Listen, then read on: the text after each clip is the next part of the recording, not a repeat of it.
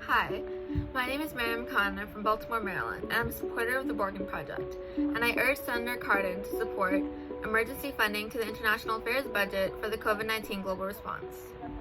The COVID-19 pandemic has changed the lives of people around the world. The pandemic has caused a significant loss of human life, a completely altered way of life, shifted global food supply chains, and caused tremendous economic fallout. This pandemic has spanned borders across the world and is now threatening to push 115 million people into poverty and further exacerbate the threats of job and food insecurity. As the UN Secretary General Antonio Guterres said, we all must stand in solidarity with all people living around the world in poverty during the pandemic and beyond. We are calling for your support of emergency funding for COVID-19 global response. This means that Congress must provide an additional $20 billion in the next emergency response for the international affairs budget to fight COVID-19. IAB is dedicated to American diplomacy and development initiatives. Funding will go to global health programs, Global Fund, Gavi the Vaccine Alliance, humanitarian assistance, emergency economic relief, and multilateral contributions. This represents the most urgent needs, which Congress should allow for to be expended over the next 2 years. Pandemics have no borders.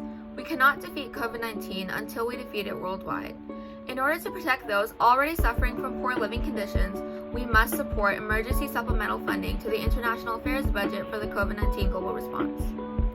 As a world power and a universal trendsetter, the United States must take initiative in eradicating COVID-19 globally. If we do not support this funding, over half of the world's population could be living in poverty due to the pandemic, erasing decades of progress in combating extreme poverty.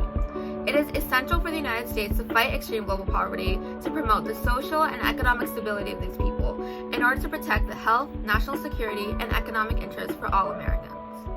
Pass the bill because millions of people are suffering around the world. If we allow the plan to go without basic relief for COVID, then it could have dramatic consequences for everyone. We live in a globalized world. Like it or not, what we do here in America matters. What we do in other countries in terms of support matters too. If we don't give support to distribute a potentially life-saving COVID vaccine around the planet, then what's the point of even trying to fight for COVID at this point? Again, we urge Senator Cardin to support emergency supplemental funding for the COVID-19 global response. Thank you.